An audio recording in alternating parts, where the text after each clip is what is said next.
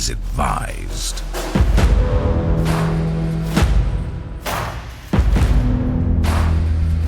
This is 10-Minute Murder.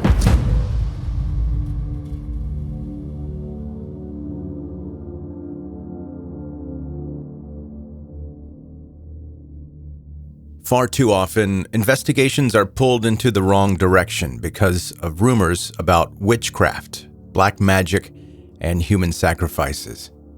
With one mention of devil worship, paganism, or Wiccan beliefs, an otherwise normal case can cause mass hysteria.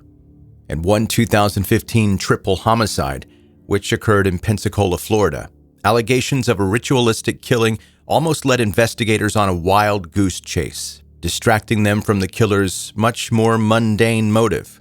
Still, the case has never quite escaped the nickname it was given in those early days, the Blue Moon Murders.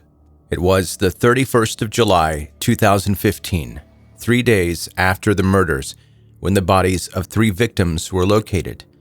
The Escambia County Sheriff's Office had sent deputies to 47-year-old Richard Smith's house to carry out a welfare check because he had failed to show up for his job at the Department of Homeland Security. Richard worked as an IT specialist, and he had a reliable reputation. So when there was no sign of him at work, one of his colleagues reported him as missing. When nobody came to answer the door, the deputies entered Richard Smith's house, where they found him dead. Alongside Richard's body were 2 other bodies: Richard's brother, 49-year-old John Smith, and their mother, 77-year-old Vonsil Smith. David Morgan, Escambia County Sheriff, gave a statement shortly after the bodies were discovered, saying, quote, "The elements of this case are odd at best. We have a very reclusive family. Obviously, we've canvassed the neighborhood and spoken to people who have lived there for years and years. Neighbors have related to us that they've never met members of this family." All 3 of the victims had been killed in the same way. They had been severely beaten with a large claw hammer, and their throats had been cut with a sharp blade. However, Richard Smith had some additional injuries. Unlike his mother and brother, he also sustained a bullet wound to the head. Investigators believe that the killer shot Richard before the rest of the murders took place, making sure that he was incapacitated and unable to fight back. Another unusual detail was that the victims had been separated from each other. The bodies were found in different rooms, and all 3 bodies had been covered with blankets, which is usually a sign that the killer knew the victim or feels some sort of remorse about their death. But it asks the question, why would a remorseful killer brutally murder 3 victims at once? Shortly after the 3 bodies were found, rumors began to circulate about the case. It was already unusual for 3 members of the same family to be found dead, and because the Smiths were known for being reclusive and keeping to themselves, the element of mystery that surrounded the case made the local community even more fascinated. Soon, there was one theory that was especially common. Many people believed that witchcraft played a role in the deaths. And it wasn't just the local gossip circles who believed this. The sheriff's department did too. At a press conference shortly after the murders, one local sheriff told the astonished reporter, quote, "It's witchcraft. I'll say that right now." Bizarrely, one of the biggest pieces of witchcraft evidence that the sheriff's department leaned on was circumstantial. There had been a blue moon coming up at the same time the family was murdered. A blue moon is the name of the beer that I drink when I'm playing top golf most of the time. And it's also a nickname for when there's an extra full moon in a lunar cycle. It's a rare phenomenon, and it takes place about once every 3 years. It's how the phrase "once in a blue moon" came about. But the sheriff's department weren't only basing the black magic theory off the date of the blue moon. They happened to already have a key suspect in the killings, and they knew that the suspect was the practitioner of an unusual religion. So unusual, in fact, that they believed that he might be capable of carrying out a ritualistic murder.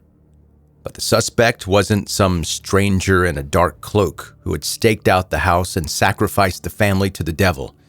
In fact, he was someone that all 3 of the victims knew very well, because he was related to all 3 of them. His name was Donald Hartung, and he was Von Seal's 63-year-old son from a previous relationship, making him both Richard and John's half-brother. Even when investigators first broke the news to Donald that 3 members of his family had been brutally killed, they noticed that he was behaving very oddly. There was no sign of grief or anger that usually accompanies this time of tragedy. Instead, he almost seemed too calm and composed, like he was reading from a script or reciting something he memorized. One of the detectives who talked to Donald that day, Detective Matt Infinger, described Donald's first response to finding out the news about the murders, saying, quote, "He was really nonchalant and non-emotional when I told him the whole family was dead. Looking back on it, it was like he prepared himself for questioning. It was like he already knew his family was dead, and he kept his composure and showed no emotion the whole time." On the same day that the bodies were found, local deputies raided Donald Hartung's nearby home. Inside, they found the blood-stained outfit he had been wearing at the time of the murder, a claw hammer, and a blade that matched the murder weapons, and also what they called a worship room. It was a perfect media storm. The news had only just broken about the bodies being found, and now the news reported that some kind of pagan altar had been found inside the killer's house. Sheriff Morgan himself later fed into the rumors about black magic, saying, quote, "The crime appears to have been a part of a witchcraft practice linked to the 31st blue moon, a reference to the second of 2 full moons that appear in a calendar month. When the media became aware of the connection of the July blue moon, they gave Donald a nickname, calling him the Blue Moon Killer." However, all the excitement generated by the idea of a ritualistic murder didn't last. Shortly after the Blue Moon Killer received his nickname, investigators stated that the witchcraft theories had been wrong. There was no evidence that the 3 victims had been murdered as a part of a pagan ritual, and the timing of the blue moon seemed to be just a red herring. In fact, there was circumstantial evidence that Donald's motive had been much more simple. Like so many other murders, it had taken place because of money. One of Donald's co-workers came forward telling investigators that she remembered him bragging about when his mother passed away, he would receive all of her inheritance due to being her oldest living heir. Unfortunately for Donald, his mother had done everything in her power to prevent this. Von Seal wanted to leave all of her money and assets to her other sons, Richard and John, who were less well off than Donald, and she felt like needed the money more. In Von Seal's will, she had written, quote, "I intentionally make no provision herein to the benefit of my son Donald Hartung Jr., not for lack of love or affection, but because he has sufficient assets of his own." But to Donald, it didn't matter that he didn't need the money as much as his younger half-brothers. It also didn't matter that his mother was only trying to be fair. To him, it felt like a deliberate slight by his entire family. In his eyes, he had been wronged, and he was willing to do whatever it took to make things right. He had murdered his 2 half-brothers and his mother in one violent attack, trying to ensure that there was no way to get in between him and the money that he felt he deserved, a total sum of almost $900,000. On the 27th of October 2015, Donald Hartung was placed under arrest, facing 3 counts of premeditated first-degree murder with a weapon. At his trial, it took the jury an hour to reach their decision.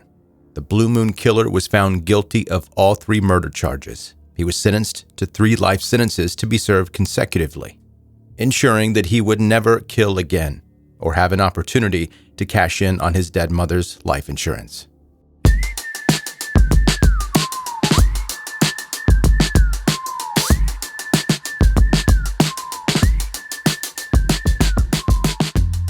That is 10-Minute Murder, brief and bingeable true crime. I'm Joe, the host, and thank you so much for listening today. And if this is your first time checking out 10-Minute Murder, welcome. I'm super pumped that you're here. Please make sure you subscribe now so that you can catch up on all the back episodes and never miss any of the new ones. Also, connect with me on social media and see the visuals of what we talk about here on the podcast. And if you like this episode, leave a rating and review on Apple, Spotify, any place that's possible. Your positive feedback is very much appreciated. And quickly, a couple of email questions. 2 of them today because they're short. Let's see. You've mentioned that you live in the South on past episodes. What's it like having romantic partners that are also your cousins? That's from Jeremy in Idaho. First of all, Jeremy, rude. But I don't live in Mississippi, so I can't tell you what that's like. So, sorry about that. Funny guy. But in Jeremy's defense, he's probably been out in the sun digging up potatoes and the heat's just cooking his brain, so he doesn't know any better. And the next one, hey Joe, love the show. Do you do commercials or something besides this podcast? You sound like you would be good at it. Mallory in Tennessee. Hey Mallory, thank you for the email. And the answer is yes. For a very long time, I've done commercial voices. Well, not voices, but my voice on commercials. I can't do character voices because, first of all, they make me feel awkward, and second, I just can't do it. For years, I was the voice of a shopping center company that has centers all over the country, and specifically a couple of them in Tennessee, so you've probably heard my voice there. And I already answered Mallory in the email, so she knows that answer already. But I brought it here to the podcast because I get that question quite a bit.